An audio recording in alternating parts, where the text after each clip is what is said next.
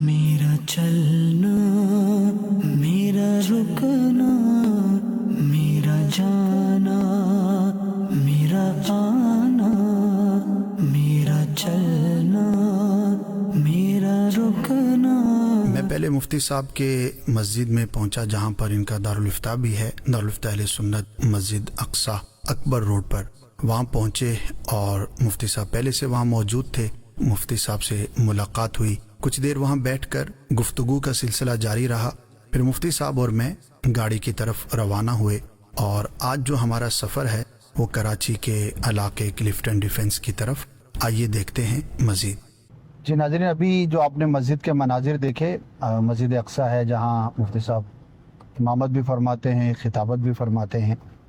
نماز عصر یہاں پر ہم نے ادا کی ہے، اور اب ہم آگے کی طرف جا رہے ہیں، اور مفتی صاحب گاڑی میں تشریف لا چکے ہیں ماشاءاللہ۔ ویسے آپ کے ساتھ کبھی لانگ ڈرائیو پر جانا ہوا نہیں؟ یاد نہیں پڑتا؟ ہاں، لانگ ڈرائیو پہ یوں ہم شاید میرے خیال بہت پہلے بقرہ عید کے جو سلسلے تھے، اچھا، منڈی میں جو ہم باقاعدہ کرتے ہیں نا، تو جی اس میں کوئی ایک دو پروگرام اس طرح کیے تھے جو ہائی وے منڈی پہ جو میں، بڑی منڈی ہے جی اس جی، میں دارالفتاح اہل سنت ہوا تھا، اوپن ایئر میں اوپن ایئر میں۔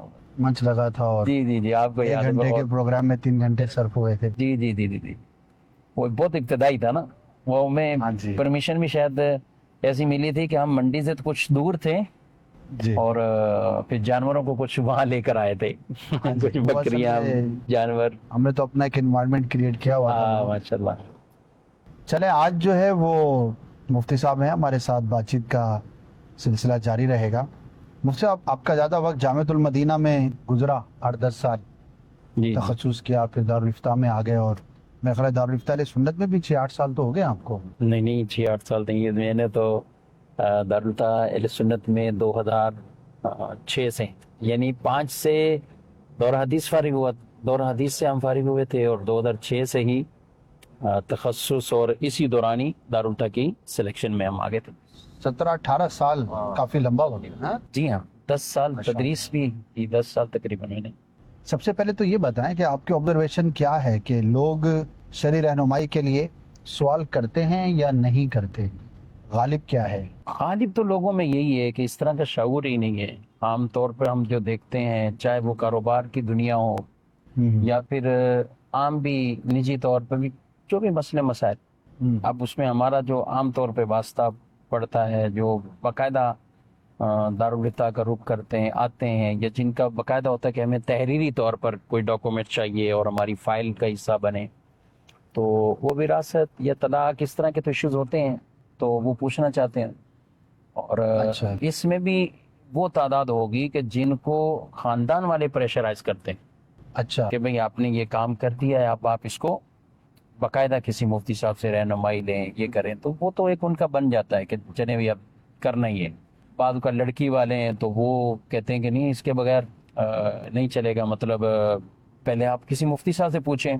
تو یہ بھی ایک فائدہ ہوتا ہے خاندان کے پریشرائز کرنے کا، کہ جس سے لوگ کم از کم طلاق، جیسے اگر واقعی کر دی، کسی نے طلاق واقع کر دی ہے، تو اب اس کو جو اس کا حل ہے اس کے مطابق ہے، ایک واقع ہوئی ہے، 2 ہوئی ہیں، 3 ہوئی ہیں، تو اس کے مطابق اس کا جو فیصلہ ہے، یہ مطلب اچھا ہے۔ اگر خاندان والے بھی اس طرح پریشرائز کرتے ہیں تو یہ ٹھیک ہے، کرنا بھی چاہیے حسب استطاعت اس طرح کے معاملات میں۔ اور بعض وقت جب 3 طلاقیں واقع ہو چکی ہیں تو اب تو کسی طرح بھی کوئی کمپرومائز نہیں کرنا چاہیے، اور نہ ہی خاندان والوں کو اس طرح کی چیزوں میں ایسی مدد نہیں کرنی چاہیے کہ 3 طلاقوں کے ساتھ ہی بھی وہ رہتے رہیں اور راضی خوشی رہ رہے ہیں۔ صحیح۔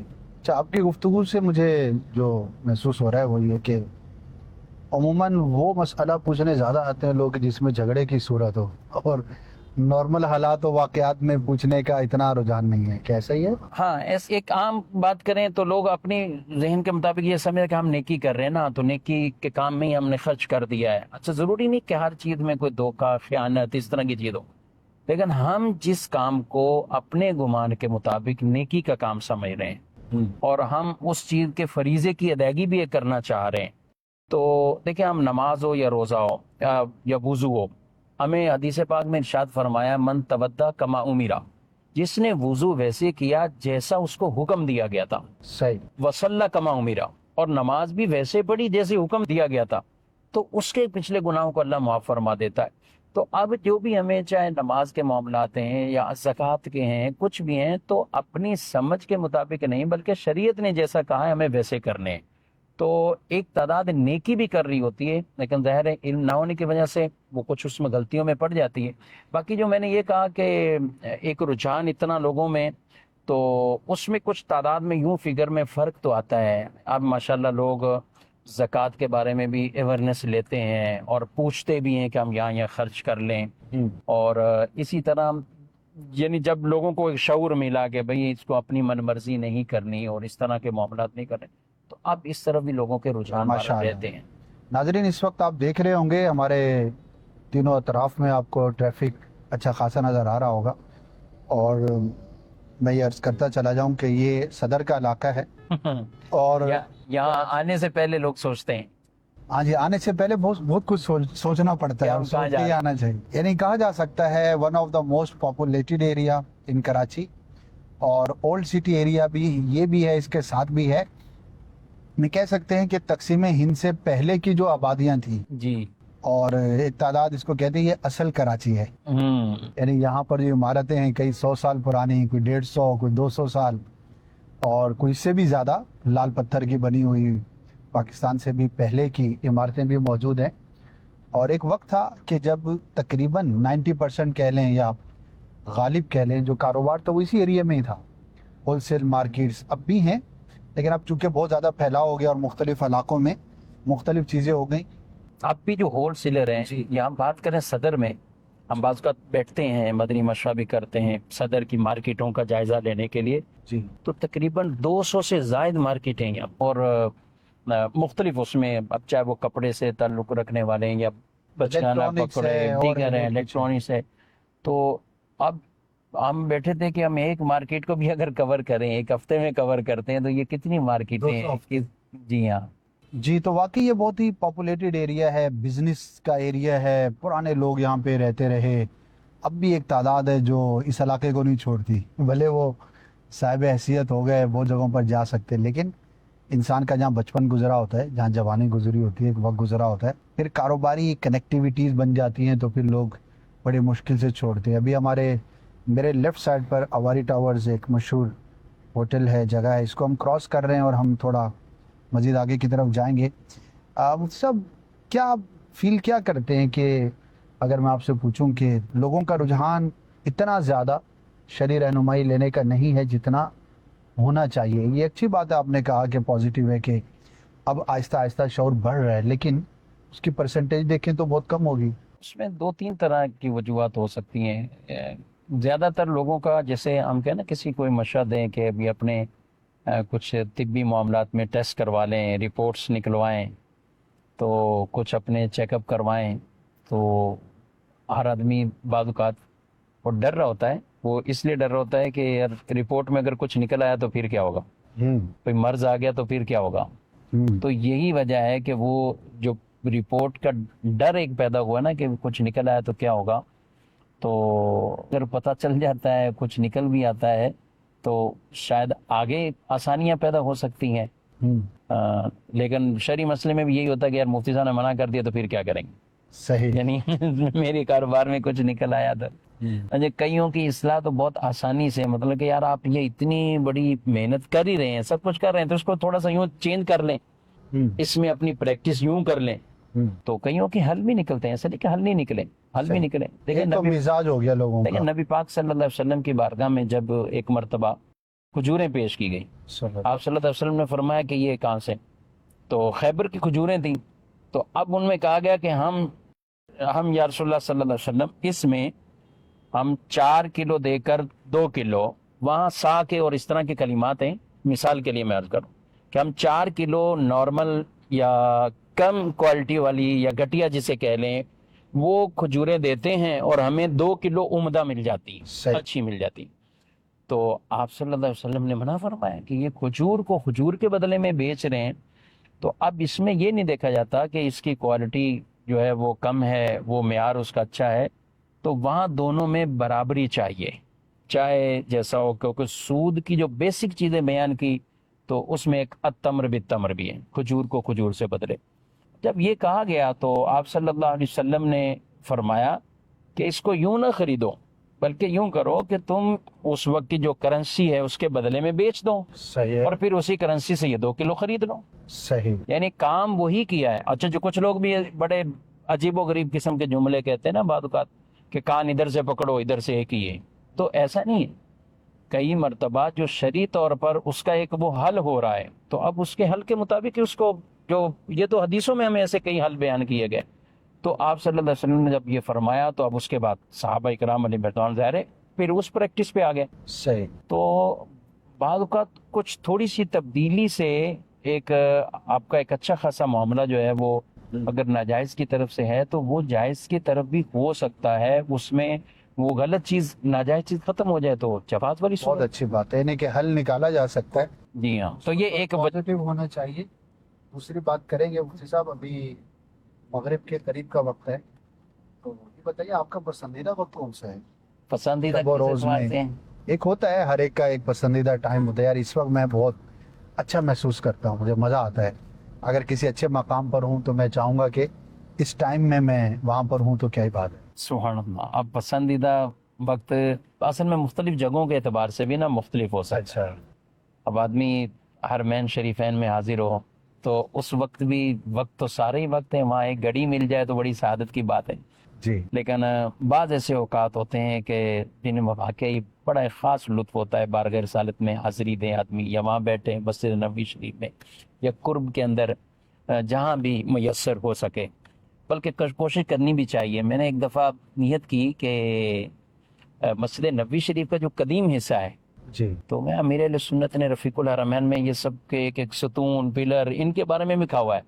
اسی طرح عاشقان رسول تھے 130 کا کتاب اس میں.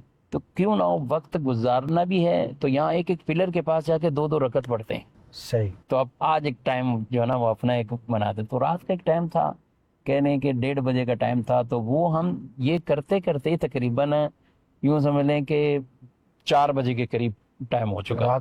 رات کے 4 بجے یعنی 2-2.5 گھنٹے میں یہ پریکٹس رہی صحیح. کہ کچھ نمازوں اس کے بعد دعا بھی تھی. تو یہ ایک بڑا ایک مطلب مزہ آیا ماشاءاللہ، اور ایک خاص روحانیت نصیب ہوتی ہے. اور ویسے بھی یہ وقت بہت اہم وقت ہوتے ہیں بارگاہ رسالت میں حاضری بھی. کئی لوگ ریاض الجنہ یا اس کے قرب میں جہاں جہاں بھی جگہ مل جائے تو لوگ یہ والا ٹائم سحر کا ٹائم بڑا وہاں پہ ایک ذوق شوق کے ساتھ اپنے اپنی ہیں. بعد تو فجر کے بعد والا بھی ٹائم بڑا ایک اہم ترین ٹائم ہوتا ہے. اور یعنی آپ کو بھی یہ فجر کے آس پاس کا وقت جو ہے وہ زیادہ پسند؟ جی ہاں، لیکن مجھے ایک مرتبہ بڑا مزہ آیا. میں آپ کو اچھا. اسد بھائی بتاؤں، مجھے کسی نے کہا کہ اچھا ایک بزرگ بھی تھے ہمارے، ایک عالم دین تھے، دنیا سے وصال بھی فرما گئے، اللہ پاک ان کے مدار پر اپنی خاص رحمتیں فرمائے.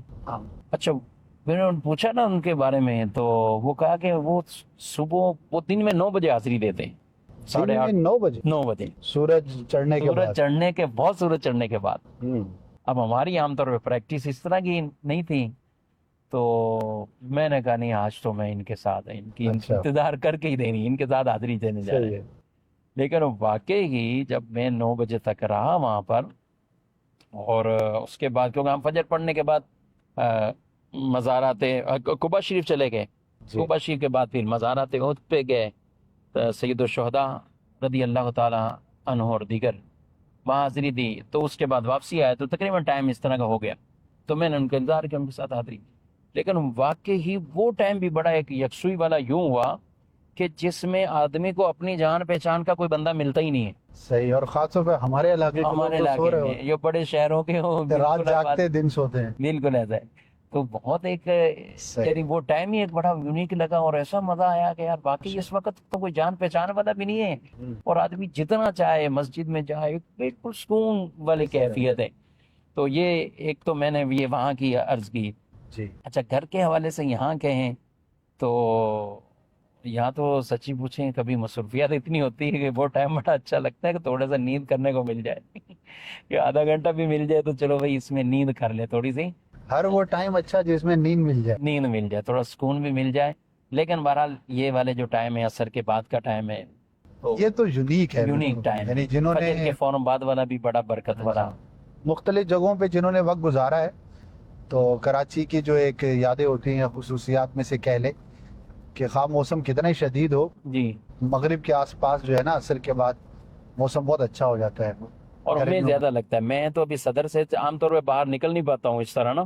جی اب اس ٹائم اگر جاتا بھی ہوں تو فیضان مدینہ میں جاتا ہوں تو، لیکن کبھی اس طرح جیسے آج آپ کے ساتھ یہ سفر ہو رہا ہے تو واقعی یہ بہت ایک اچھا ٹائم. سفر کرنا پسند ہے آپ کو زیادہ؟ بعض لوگ ہوتے ہیں جو لانگ ڈرائیو پسند کرتے ہیں، خود ڈرائیو کرنا پسند کرتے ہیں، بعض کہتے ہیں نہیں یار بس شارٹ ہونا چاہیے. نہیں سفر کرنا مجھے طبعاً تو پسند ہے، لیکن وہ اپنی مصروفیات کی وجہ سے اتنا لانگ کر نہیں پاتا ہوں میں سفر. اور لانگ سے مراد شہر سے باہر جانا، یا اب کراچی میں ہیں، ہم پنجاب کے ہیں تو 6 مہینے بعد کا تو، اور اب تو تقریباً سال گزر جاتا ہے، جانا مشکل ہو جاتا ہے. لیکن سب سے لمبا کب سفر کیا، کہاں کا کیا؟ خود ڈرائیو کر کے میں نے سفر کیا ہے تو پنجاب گیا ہوں میں خود گاڑی چلا کر. کراچی سے پنجاب؟ جی کراچی سے. فیصل آباد. اب میں تو بالکل جذبات میں تھا کیونکہ میں نے 1400 کلومیٹر ہو گیا.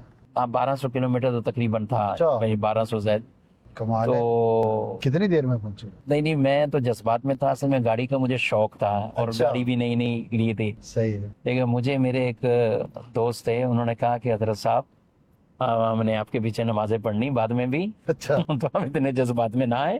پہلا اور آخری ہے. جی تو انہوں نے پھر مجھے کہا بالکل ایسا نہ کریں، آپ جذبات میں آپ ہمت مجھے کر لگتا ہے کسی نے آپ کو جذبات میں مبتلا کر دیا. مجھے کر دیا تھا ایسے ہی. کسی نے کوئی پنجاب والے ہوتے ہیں نا بعض، انہیں نہیں ہے گالی کوئی نہیں جناب، کھچی لے آؤ گڈی پہنچ جانا تمہیں. پنجاب پہنچ تو جاتا ہے ہاں. لیکن ٹوٹ پھوٹ کے پہنچتا ہے. جی ہاں، لیکن انہوں نے جو مجھے مشورہ دیا تو اس کے بعد پھر میں نے اس مشورے کو مانا اور مجھے بہت اس کا فائدہ لگا. ہم نے سکر میں اسٹے کر لیا تھا باقاعدہ. اچھا. بولے آپ صرف سکر تک جائیں اور آپ نے کون سا کوئی مقابلہ لگانا کسی سے، ہاں کون سا ریس ہے کہ ریس ہے. آپ مغرب تک سکر پہنچے نا تو آپ سکون کریں، آرام کریں، صبح ناشتہ کر کے وہاں سے آپ آگے جائیں. اور مجھے واقعی اس کے مشورے سے بہت فائدہ ملا. نہیں بہت کہ اچھا. میں یہاں سے سکر، اس کے یہ ہوا کہ میں نے جو نیت کی تھی یہاں سے میں نے فجر میں نکلنا ہے، تو میں نے اس کی جگہ 9 بجے 10 بجے ناشتہ کر کے آرام سے ہم نکلے اور ہم مغرب کی نماز میں سکر میں پہنچے. یعنی بیچ میں بھی نمازیں تھیں اور تو پھر آرام کیا اور اگلے دن پھر وہاں سے آگے سفر کیا. یہ تو میں نے خود جو ڈرائیو کی یعنی گاڑی. اس سے طویل سفر کی بات کریں تو ابھی حال ہی مجھے اپنا مدنی مرکز کی طرف سے افریقہ کے لیے کہا گیا تھا. جی ایک شیڈول ملا، جدول ملا رمضان سے پہلے. تو میں 12 دن کا، اور ان 12 دنوں میں مجھے 3 ملکوں میں جانا ہوا. کون سے؟ یوگنڈا، تنزانیہ اور کینیا. 12 دن میں 3 ملک، پھر سفر ہی سفر. ہاں پھر سفر ہی سفر تھا. اور آپ کا پہلا اس طرح سے، جی ہاں یعنی میرا تو تقریباً امور کے اعتبار سے پہلا سفر. جی ہاں پہلے اس سے پہلے جی اس سے پہلے تو حرمین شریفین میں حاضری یا بغداد شریف کیسا رہا ویسے یہ 3-4 ملکوں کا کچھ بتائیے نا. بہت ہی یہ تو بڑا ہی طویل ہو گیا نا. جی یہ طویل ہو گیا. یہ ایسا طویل تھا کہ ظاہر اتنی لمبی فلائٹ جو ہے نا یہاں سے شارجہ، اور شارجہ سے آگے تقریباً 5.5 گھنٹے کی فلائٹ تھی. اب اس فلائٹ میں اکیلا ہی آدمی ایک طرح کا، اور کوئی اور جان پہچان بھی نہیں ہے ساتھ، کوئی کسی طرح کی نہیں.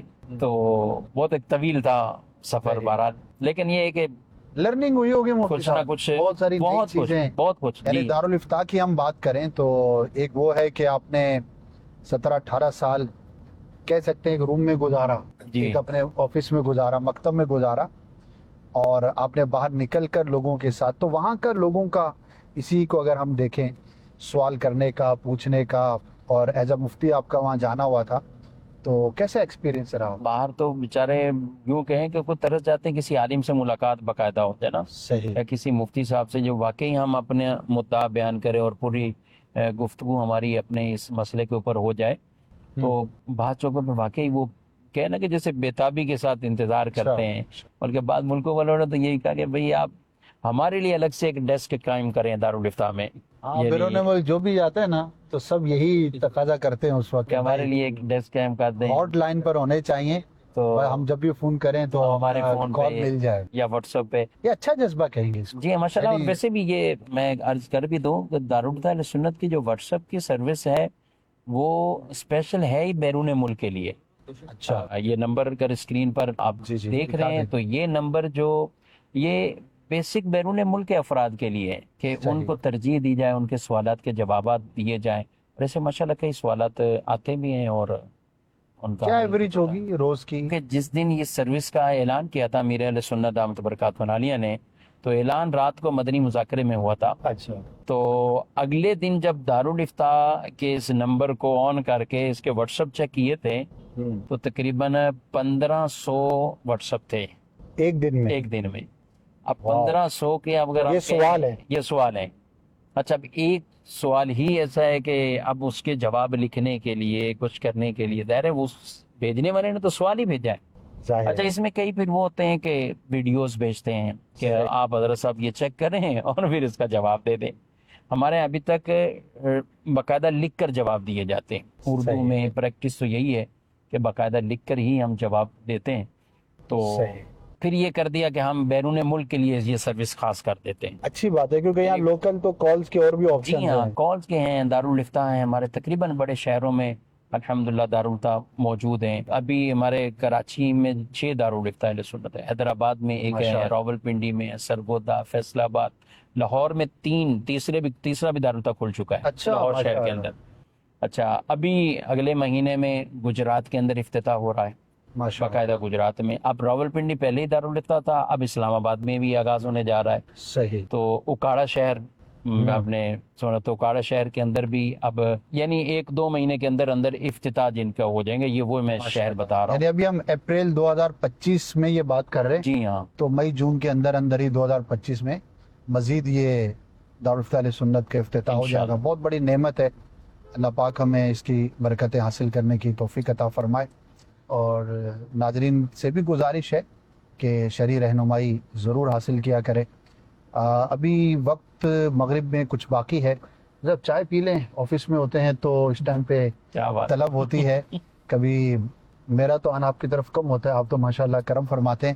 عموماً عصر کے بعد چائے کی طلب ہوتی ہے. چلیں آپ ڈرائیو پہ نکلیں, جگہ بھی مناسب لگ رہی ہے, چلیں چائے پیتے ہیں پھر انشاءاللہ آگے بڑھیں. ہم اکبر روڈ سے روانہ ہو کر امریکن ایمبیسی کو کراس کرتے ہوئے بورڈ بیسن کے ایریا پر جب پہنچے تو جیسا میں نے ابتدا میں کہا موسم بھی اچھا تھا, ٹائم بھی خوبصورت تھا. تو ایک مقام پر ہم چائے کے لیے بیٹھے, سینڈوچ بھی آرڈر کیے, ساتھ بیٹھ کر چائے پی, گفتگو کا سلسلہ جاری رہا. جیسے ہم چائے پی کر فارغ ہوئے تو نماز مغرب کا وقت ہو چکا تھا. وہیں پر قریب ایک مقام پر ہم نے نماز مغرب ادا کی, اور نماز مغرب ادا کرنے کے بعد چونکہ واپسی کا سفر تھا تو ہم نے عبداللہ شاہ غازی رحمۃ اللہ تعالی علیہ کے مزار کے قریب کا جو راستہ تھا وہ اختیار کیا تاکہ جاتے جاتے اللہ کے اس ولی کو سلام عرض کرتے ہوئے وہاں سے ہم روانہ ہوں. اور یہ سفر کا اختتام ہمارا مفتی صاحب کو ان کی رہائش گاہ جو کہ مسجد اقصی سے متصل ہے وہاں پر مفتی صاحب کو سی آف کیا. اچھا ناظرین, اب ہم نماز مغرب بھی ہم نے ادا کی اور ہلکے پھلکے ہائی ٹی, اس کے بعد پھر ہم روانہ ہو گئے. اب آگے اندھیرا بھی چھا گیا. اندھیرا چھا گیا ہے. اور اب کچھ فرما رہے تھے کہ تخت پر جب نماز پڑھتے ہیں تو کیا تھا وہ تخت پہ؟ تو اتفاق پہلی دفعہ میرا اس طرح ہوا ہے کہ تخت پر کھڑے ہو کر نماز پڑھنے کا. اچھا. گھروں میں دیکھا ہے جیسے کئی گھروں میں تخت بھی ہوتا ہے نماز کے لیے. جی جی. بعض گھروں میں ہم بات کریں پنجاب کے, یہ پہلے کی کچھ خواتین بوڑھی عورتیں تو وہ اپنا اتنا ہی ایک تخت بناتی ہوئی اس پہ بیٹھی بھی رہے اور نماز بھی پڑھ. تو اب بعض شاید عورتیں اس لیے یہ سمجھتی ہیں کہ تخت چونکہ خود ہی اونچا ہے تو اب اس پہ مزید کھڑے ہو کر نماز پڑھنے کی وہ حاجت نہیں اور بیٹھ کے ہی نماز پڑھ لیں سرے سے. اچھا. تو ایسا نہیں, اگر آدمی تخت پر ہے, اونچائی پر بھی ہے, آپ کو پھر بھی قیام, جن نمازوں میں قیام ہے تو وہ قیام فرض ہی رہے گا, تخت کی وجہ سے وہ ختم نہیں ہوگا. ہاں نوافل پڑھ رہے ہیں تو آپ ٹھیک ہیں, آپ زمین پر بھی ہیں یا تخت پر بھی ہیں تو آپ بیٹھ کر پڑھ سکتے ہیں, لیکن ثواب آدھا ہے.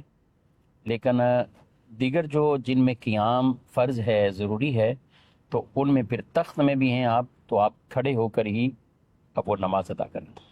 مفتی صاحب یہ بتائیے کہ رجحان کتنا ہے دارالافتاء اہل سنت تخصص فی الفقہ کی طرف, کیونکہ جیسے ابھی ہم بات کر رہے تھے مغرب سے پہلے آتے ہوئے کہ ایک طرف تو ہم لمٹ کی طرف جانا پڑتا ہے کہ سائلین بکثرت ہیں اور ہم ان کے جوابات نہیں دے پاتے, اور دوسری طرف یہ بھی ہے کہ لوگوں میں مزید شعور بیدار کرنے کی حاجت ہے, ضرورت ہے. تو جب یہ تعداد بڑھے گی تو جواب دینے والوں کی تعداد بھی اتنی زیادہ چاہیے ہوگی.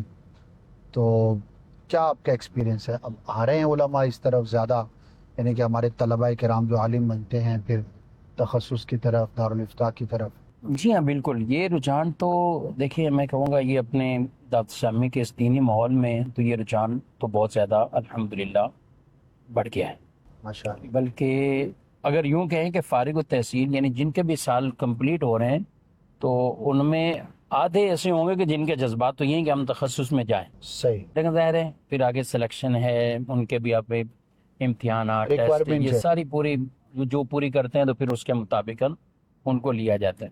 پھر اس میں بھی 1 سال پہلے تخصص کا چلتا ہے، پھر اس 1 سال کے بعد پھر اس میں الگ سے اسٹڈی، مطالعہ، یہ سارا کچھ ہونے کے بعد پھر اگلے سال ان کو سلیکٹ کیا جاتا ہے. تو وہ دوسرا سال بھی ان کا تخصص کا ہی ہوتا ہے، لیکن اس میں چند فتاوی بھی لکھوائے جاتے ہیں، تدریب بھی ہوتی ہے باقاعدہ. صحیح. پھر ان میں جو سلیکٹ ہوتے ہیں تو وہ دارالفتاح میں ایک آزمائشی طور پر آتے ہیں. صحیح. کافی لمبا سفر ہے. ہاں کافی مفتی لمبا. بننے تک کا اس جو کے لیے سفر بہت ہے. کثرت کار جو ہے، یعنی کئی چیزیں ہیں.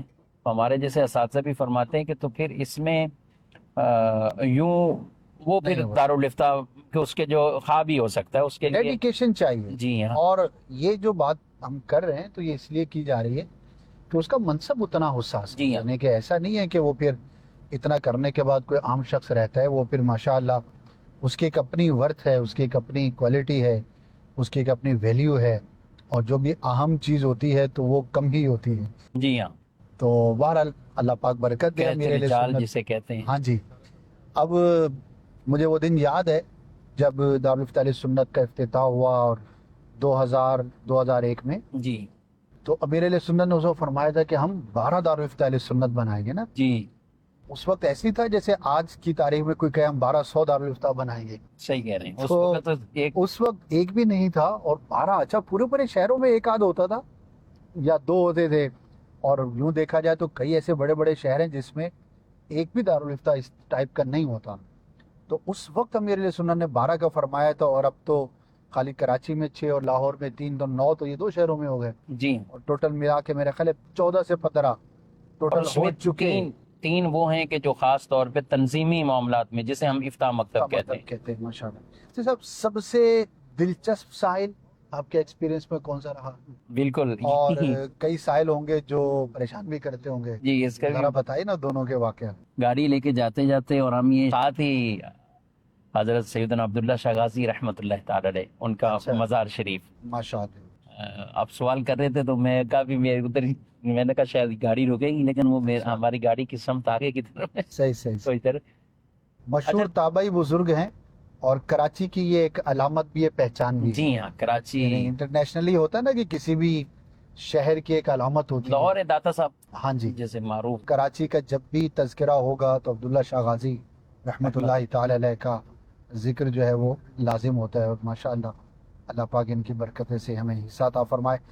جی مفتی صاحب. دلچسپ جو سائل ہوتے ہیں وہ آپ کو تقریباً کئی جگہوں پہ ان سے ٹکرا ہو جاتا ہے. اچھا. جب بعض کے واقعی حقیقی سوال ہوتے ہیں، بعض کا سوال ہی بالکل کوئی انوکھا سا ہوتا ہے کہ ان کو جو ہے نا وہ تعجب ہوتا ہے. تعجب ہوتا ہے کہ یہ کیا پوچھ لیا. اچھا بعض کو تعجب. ظاہر ہے ہمارے علماء کرام نے یہ باقاعدہ یہ بھی آداب احترام بیان کیے نا، سوال کب کرنا ہے، کہاں کرنا ہے، کس کیفیت میں. تو میں ایک بار تو مجھے طواف کے دوران کا ایک سائل وہ بھولتا ہی نہیں ہے، مجھے ہر وقت یاد ہی رہتا ہے تقریباً. اچھا. کیونکہ جب اس طرح کا سوال ہے تو مجھے وہ یاد آئے. اتنی مقدس جگہ پہ. اب دیکھ لیں آپ تو وہ اچھا اس بندے کو میں جانتا نہیں ہوں. اچھا. اب اس کے بعد بھی کوئی ملاقات نہیں، لیکن انہوں نے پہچان لیا. آپ دیکھیں احرام میں ہم بھی جیسے سر پہ امامہ بھی نہیں ہے، ٹوپی بھی نہیں ہے، اور 1-2 عمرے ہو جائیں تو حلق بھی ہوتا ہے، سر پہ حلق ہوا ہے، احرام کی 2 چادریں، آدمی طواف کر رہا ہے. تو ایسے میں بھی کسی کو پہچان لینا تو یہ بھی ایک بات ہے نا. جی. اور وہ میرے ساتھ چل رہے تھے تو مجھے پھر انہوں نے فرمایا مفتی شفیق صاحب. جی. میں ٹھیک سارا لا دیا، دعا کیجیے بس آگے. کہہ رہے مجھے ایک مسئلہ پوچھ رہا تھا. اچھا وہ بھی طواف میں ہی تھے. طواف بھی صحیح. پوچھ لیں بھائی کوئی اتنا ایمرجنسی ہوگا، وہاں تو ایسے مواقع ہوتے ہی ہیں. ظاہر ہے وہاں. تو انہوں نے مسئلہ پوچھا وہ جو طواف کی تسبیح ہوتی ہے نا جس کو انگلی میں ڈال کے آدمی کر رہا ہوتا ہے، تو یہ مفتی صاحب یہ اس کا دانہ نیچے کرنا ہے اوپر کرنا ہے؟ یا اللہ گنتے وقت نیچے کرنا ہے. تو مسئلہ تو اس کے لیے اہم ہوگا نا، وہ بیچارہ اسی میں پریشان ہے.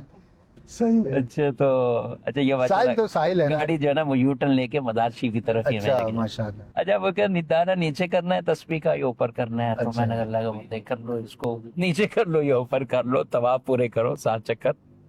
صحیح. نہیں حضور کچھ تو ارشاد فرماتے ہیں پھر بھی وہ کہہ رہے نہیں کچھ تو فرماتے ہیں. میں نے کہا بھائی اوپر کر لو. جب صحیح. میں نے یہ کہا اوپر کر لو اچھا. تو کہہ رہے ہیں اس کی وجہ یا اللہ دلیل بھی. دلیل بھی یہ نیچے کرنا تھا اس کی وجہ اوپر کرنا تھا اس کی وجہ یہ سوال میں ایڈ تھا اس کے. صحیح. اچھا میں نے اب ظاہر ہے یہ تو مسئلہ ایسا نہیں ہے کہ جس کو کتب میں یا اس طرح کوئی بیان کیا ہوا تو میں نے کہا بھائی آپ اوپر کر لیں اس نیت کے ساتھ کہ یہ ایک درجہ بھی بڑھ رہا ہے. صحیح. طواف ایک نامہ مال میں آ رہا ہے ایک چکر آ رہا ہے صحیح. تو درجات میں اضافہ ہو رہا ہے. صحیح. تو ثواب اللہ قبول فرمائے اور پھر میں اپنے کام میں مشغول ہو گیا طواف میں. بعض اوقات ہوتے ہیں کیا ایسے ہوتا ہے؟ غصہ آتا ہے, ترس آتا ہے, پیار آتا ہے, کیا ہوتا ہے؟ مختلف مواقع ہوتے ہیں. کبھی اچھا. کبھی تو غصہ بھی آتا ہے ایسا نہیں ہے صحیح. کہ نارمل. کبھی ان کی اپنی بعض اوقات ایسے سائلین کچھ ایسے ہوتے ہیں کہ جو اتنی کوئی واضح غلطی کر کے آ رہے ہوتے ہیں. اچھا وہ ہماری ذات کو کوئی غلطی یا ہمارا کوئی نقصان نہیں ہے لیکن ایک ترس بھی آ رہا ہوتا ہے اور غصہ بھی یوں آ رہا ہوتا ہے کہ یار یہ بندے نے اتنی بڑی غلطی کر دی اتنی بڑی انہوں نے خود کو بھی آزمائش میں مبتلا کیا. خود کو آزمائش میں مبتلا کر دیا اور اتنی بڑی غلطی کر دی. مزار شریف جی اگر کیمرہ مین دکھا سکے تو. السلام علیکم یا السلام. السلام یا السلام. مزار شریف کے پاس سے گزرے تو عموماً قبریں ہوتی ہیں مفتی صاحب. جی ہاں. تو یہاں پر بھی اسی طرح ہم سلام عرض کریں گے. السلام علیکم یا اہل القبور اور یا ولی اللہ بھی کہیں. صحیح. بالخصوص ان کو ہو گیا یا بزرگ دعا کر لیں اور کچھ پڑھ کے ایصال ثواب. مثال ثواب کر لینا چاہیے. ماشاء اور اللہ. یہ عادت دیکھی میں نے. گزرنے جانا آنا اور گزرتے ہوئے تو یہ آپ جا تو رہے ہوتے ہیں. اچھا بالفرض بات کریں تو ہم ان کے قریب ہی رہنے والے ارد گرد پوری بستیاں ہیں آبادیاں ہیں اور ہم سے کئی لوگ پوچھتے ہیں کہ ہمارے علاقے میں ہی مزار شریف ہے آپ جاتے ہیں. اچھا ہر وقت رکتے بھی نہیں جانا حاضر ہونا سلام پیش کرنا دعا کرنا. تو کچھ ایسے بھی ماشاءاللہ جن کے معمولات ہے باقاعدہ. جی. اب گاڑی میں اکیلے بیٹھے ہیں ان کو پتا سامنے 2 منٹ بعد مزار شریف آنے والا ہے. جی. وہ باقاعدہ پوچھتے بھی ہم پڑھنا شروع کر دیتے ہیں. فاتحہ پڑھ لی کچھ نہ کچھ پڑھ لیا سال ثواب گاڑی چلاتے چلاتے ہی کر دیا. ماشاءاللہ اچھی بات. بہت اچھا ہے اور بہت اچھا لگتا ہے. بعض اوقات دیکھا ہے یوں جھکیں گے جی. ادب کا اظہار کریں گے اچھا سر ڈھانپ لیں گے کچھ نہ کچھ یعنی کہ ایسا ایک ایکٹیویٹی کرنا ایسا اظہار کرنا کہ جس سے اس صاحب مزار کا ادب اور ان کا احترام دل میں میرے ہے اس کا اظہار کرنا یہ اولیاء سے محبت کی علامت ہے. اللہ پاک ہم سب کو توفیق عطا فرمائے. بعض ان چیزوں کو لوگ پڑھتے ہیں بڑی لائٹ سی چھوٹی سی چیز ہے اس طرف یہ بعض چھوٹی چھوٹی چیزیں ہیں اگر آپ کے ساتھ بیٹھے ہوئے آپ کے بچے بچیاں گھر والے وہ دیکھ لیتے ہیں یا ان کو بھی پتہ چل جاتا ہے تو یہ کئی اعتبار سے ان کو فائدہ پہنچتا ہے اس کا نا. ایسا ہی اور ایک دل کے اندر کلچر ایسے ہمارے ڈیولپ گھروں میں خواتین جیسے ہم بڑی عورتوں کو پہلے خواتین کو بھی اپنی ماؤں کی بات کریں یا اذان ہوگی دوپٹہ فوراً سر پہ آ جائے. یہ دوپٹہ اگر ہے بھی اترا ہوا تو فوراً سر پہ آ جائے. اب یہ چیز دیکھ کر آگے بچیوں میں ایک اچھی تعلیم تربیت بالکل ایسے. اسی طرح ہم بیٹوں کے اندر بھی اب نمازوں کے اہتمام ہے جماعت ہے دیگر چیزیں ہیں تو گھر کی فیملیز ہے تو ان میں یہ چیزیں پھر آتی رہتی اس میں گھر کی تربیت ہی میٹر کرتی بہت زیادہ. اور جن گھروں میں یہ ماحول ہوتا ہے تو ماشاءاللہ ان کے ہاں اور یہ ایک اسلام کی تعظیم ہے اسلام کی تکریم ہے ہماری کلچرل ویلیوز ہیں. ہر کلچر ہر طبقہ ہر مذہب اپنی چیزوں کو لے کے چلتا ہے تو یہ ہمارے اسلامک کلچر کی یہ چیزیں ہمیں اس کو ضرور اپنانا چاہیے. اب مجھے صاحب ایسا سائل کے جس پر اچھا لگا ہو کہ یار کیا مزیدار سوال کیا ہے بہترین آدمی ہے ایسا بھی تو ہوتا ہوگا نا. جی ہاں بالکل. ایک تو وہ ہے نا کہ دانا اوپر کروں یا نیچے کروں. یہ تو ایسے کہنے کے کچھ تبھی کے لیے میں نے عرض کیا اور بقیہ سائل کئی ایسے آتے ہیں سنجیدہ سمجھدار کمال کے سنجیدہ بھی اور کوئی ایسا جو یاد رہ گیا ہو. جیسے میں ایک شیئر کروں کیونکہ مجھے بھی کچھ عرصہ کچھ انتظامی امور کے تعلق سے حاضری کا شرف رہا. نہیں آپ تو پہلے تھے آپ تو ہم سے پہلے. ہاں جی. دارالفتاح کے انتظامی معاملات میرے خیال بعد میں آپ نے دیکھنا شروع کیے. ہاں جی پہلے کچھ عرصہ مجھے بھی سعادت ملی ہے تدریب کی. بلکہ آپ ہمیں سوال دیتے تھے جمع کرنا آپ سے ہی سوال لیتے تھے کیا لکھنا ہے آج فتویٰ کیا لکھنا ہے جواب. تو ایک سائل آیا, اچھا ان کا نا طلاق کا معاملہ تھا, بیٹے کو لے کر آیا اور مفتی صاحب نے ان کو بٹھایا. اچھا کوشش یہی ہوتی ہے کہ اگر کوئی طلاق دینا چاہتا ہے, اچھا پہلی تو اس کی سمجھداری یہ تھی کہ معاملہ طلاق تک تھا, تو باپ اپنے بیٹے کو دارالفتہ لے کر آئے کہ بھئی طلاق کی نوبت ہے تو پہلے ہم رہنمائی, جو آپ لوگ سمجھاتے ہیں کہ بھائی کرنے کے بعد آتے ہو, پہلے آیا کرو, تو وہ پہلے آیا, نمبر 1. نمبر 2, جتنے بھی مفتی صاحب نے اس کو سٹیپس کہے کہ بھئی یہ کر لو, سلو کر لو, یا یہ کر لو, یہ ٹرائی کر لو, یوں کر وہ لو, سب کر کے آئے. وہ سارے کر کے آیا ہوا تھا. تو مجھے بڑی اس سے جو ہے نا وہ کہ یار, اور اینڈ یہ تھا کہ اب ہم جو ہے نا وہ ایک ساتھ نہیں رہ سکتے, تو بہرحال جو بھی مفتی صاحب نے جواب دینا تھا, تو اس طرح بعض اوقات سلجھے ہوئے لوگ بھی آتے. جی ہاں بالکل. میں اس میں کچھ ایسے ہیں کہ واقعی خوف خدا والے بھی, کہ کسی کا ناحق پیسہ ہماری طرف نہ آئے. ہم چونکہ عبداللہ شاہ غازی علیہ رحمہ مزار شریف سے گزرے ہیں, ابھی ہم کلفٹن کے ایریا سے واپسی جا رہے ہیں, تو یہاں کے ایک سائل مجھے یاد رہ گئے. اچھا, ان کے والد صاحب کا انتقال ہوا, تو وہ 2 بھائی 3 بھائی اس طرح اور 4 بہنیں. پہلے انتقال ہوا, اور انتقال میں نماز جنازہ ہو گئی, اگلے دن 1-2 دن بعد تیسرے دن سوئم بھی ہوا. سوئم والے دن وہ صبح جیسے قبرستان جاتے ہیں, عام طور پہ ہمارے جاتے ہیں, تو وہ قبرستان سے نا وہ ڈائریکٹ میرے پاس آ گئے. پھر واپسی پہ نا 10 بجے صبح, دن میں 11 بجے دارالفتہ میں, کیا زور کے بعد سوئم ہے. ہم نے کہا اس کے اوپر بھی کوئی ڈسکس کر لیں وراثت کے معاملات میں. تو میں بڑا ہی حیران ہوا کہ ایک اچھا خاصا مالدار آدمی, بیٹا بڑا بیٹا ہے, بہنیں اپنے اپنے گھر میں, عام طور پہ کوئی ابھی فی الحال کوئی گھر سے کوئی ایسا تقاضا بھی نہیں, اور یہ سب چیزیں, اور وہ کیفیت. لیکن وہ ماشاءاللہ میں نے ان سے پھر ایک سوال کر ہی لیا بالآخر, اچھا یار آپ کو کیونکہ وہ پھر 1 ہفتہ میرے پاس آتے رہے, صحیح, پوری انہوں نے جائیداد کی تقسیم کاری, جو بھی ہے ہر چیز. تو بہت مجھے پیاری بات ان کی لگی. وہ کہتے ہیں مفتی صاحب میں نے والد صاحب کو نا غسل دیا ہے, یا قریب میں کھڑا ہوا ہوں والد صاحب. میری کیفیت جو ہے نا وہ اس وقت جنہیں ان کو کہ اب دنیا یا جو بھی چیزیں مال متاع یہ وہ کچھ بھی نہیں مانا رکھتی. میں نے کہا وہ کیسے؟ کہہ رہے میرے والد صاحب زیادہ عمر نہیں ہے, 50 سال میں گئے دنیا سے. یعنی 50 سال عام طور پہ تو کوئی زیادہ عمر اس طرح نہیں شمار ہوتی. ایک بزنس مین ہو, ٹھیک ٹھاک پیسہ ہو, ہر چیز سب معاملات ہو, تو کئی کروڑ روپے ایک بارش کے حصے میں مطلب آنے ہیں. صحیح. تو اب مالی اعتبار سے آپ دیکھیں نا, وہ کہنے لگے میں نے جب ان کو غسل دیا نا, اور میں معاون بنا, کفن لپیٹا, یہ سب چیزیں کو, میرے والد صاحب کو ایسا کوئی مرض بھی نہیں تھا, ہارٹ اٹیک ہوا تھا, صحیح, اچانک موت. اچانک موت آپ کو پتا ہے دن میں بڑی وہ ایک کیفیت لاتی. تو میں یہی سوچتا رہا کہ میرے والد صاحب وہ اتنے کروڑوں روپے کے مالک تھے, مگر اب یہ 2 چادریں کفن کی دنیا سے چلے گئے. تو بھئی میں آج سے ہی یہ چیزیں پوری کلیئر کرنا چاہتا ہوں, تاکہ میری بچوں کو, میری بیوی کو, میرے گھر والوں کو پتا ہو کہ میرا اس میں کتنا ہے, صحیح, ہمارا کتنا ہے, ہماری بہنوں کا, ہمارے ان کا. ہمارے ساتھ وہ آگے کاروبار میں چلیں گے, ہم ٹھیک ہے جس طرح بھی رہنمائی ملے گی ہم چلائیں گے, نہیں ہے ہم ان کا حصہ اٹھا کے ان کو جو ہماری ملکیت ہے ہم اسی سے آگے معاملات کریں گے. صحیح. اچھا, اس وقت انہوں نے ایک سوال کیا کہ مال تجارت عام طور پہ یہ ہوتا ہے کہ جس کو آدمی تجارت کی غرض سے خریدتا ہے اور بیچنے کی نیت ہے, تو اس کے زکوٰۃ کے احکامات ہیں. تو وہ مال تجارت جو والد صاحب نے تجارت کی نیت کی تھی, اب ہمیں ترکے میں ملا, وراثت میں ملا ہے. تو یہ ایک بالکل ایک الگ تھلگ, یعنی اس وقت ظاہر, اس کے بعد ہم یوزڈ ہوں اور اس طرح کے کئی مسائل ہیں. یعنی اس کا حکم وہی مال تجارت والا ہوگا, مال تجارتی رہے گا, یا ہمیں ترکہ میں وراثت میں مل گیا, تو اب وہ تجارت سے نکل جائے گا, ہماری نیت کا اعتبار, ہماری نیت کا, زکوٰۃ کا, آگے یہ کیا معاملات ہیں.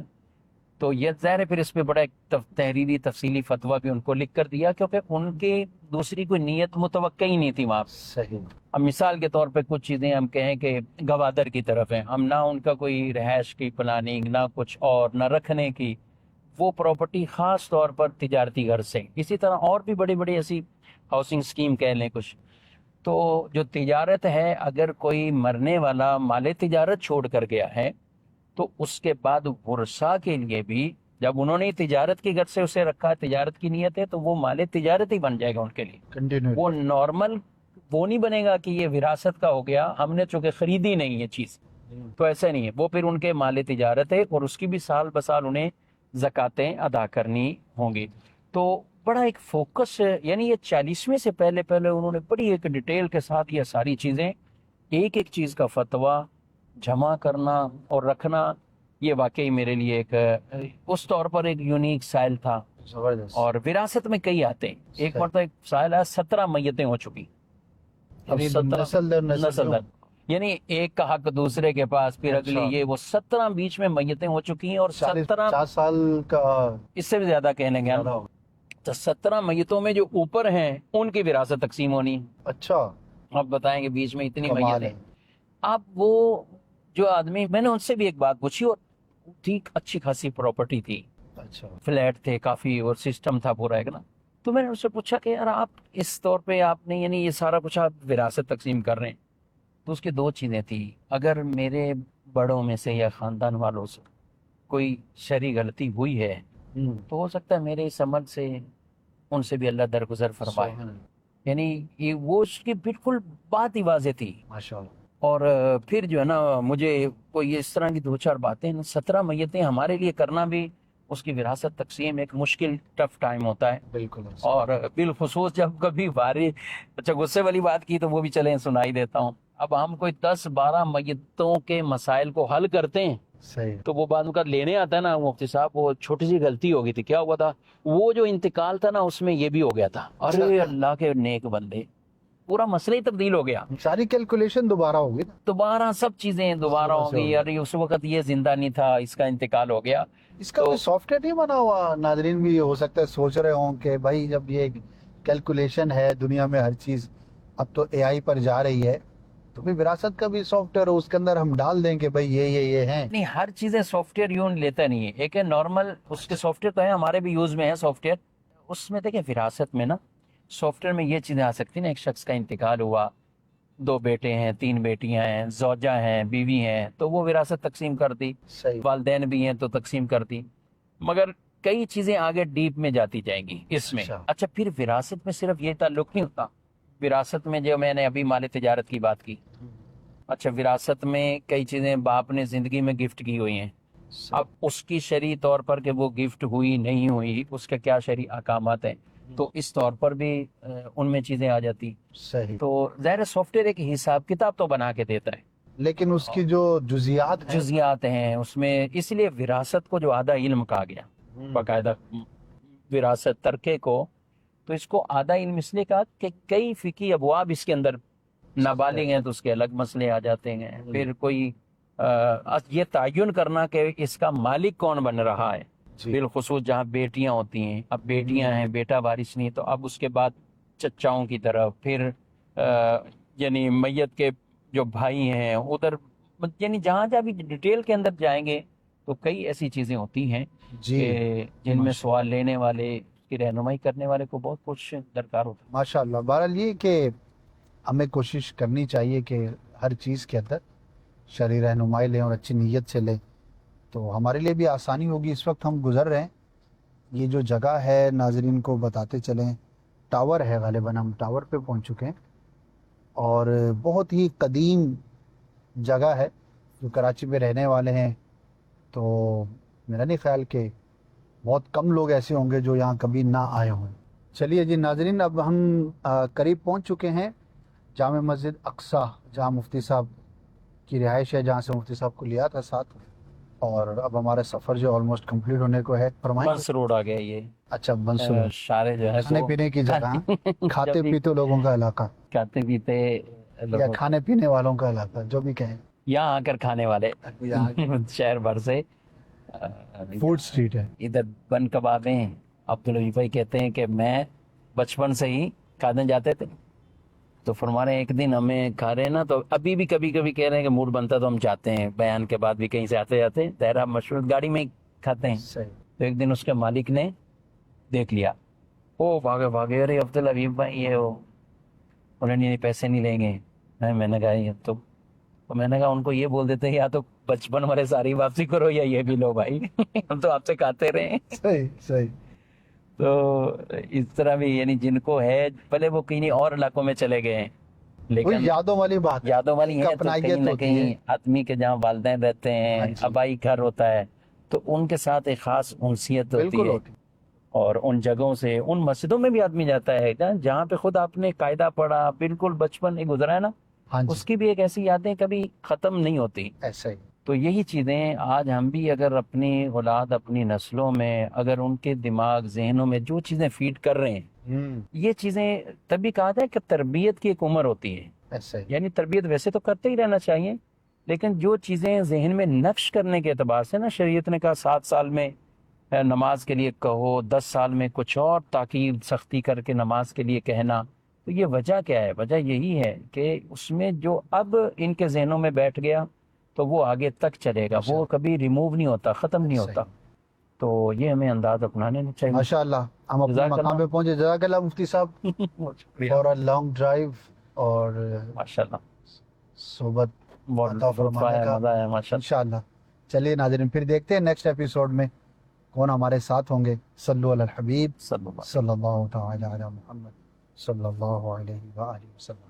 سفر ہمارا بھی سرکار ہو مدینے کا یہ التجا ہے کہ دیدار ہو مدینے کا. آ گیا ہے عید قرباں کا مہینہ مومنو لوٹ لو تم رحمت رب کا خزینہ مومنو لوٹ لو تم رحمت رب کا خزینہ مومنو. کھاؤ بکرے اور کھاؤ.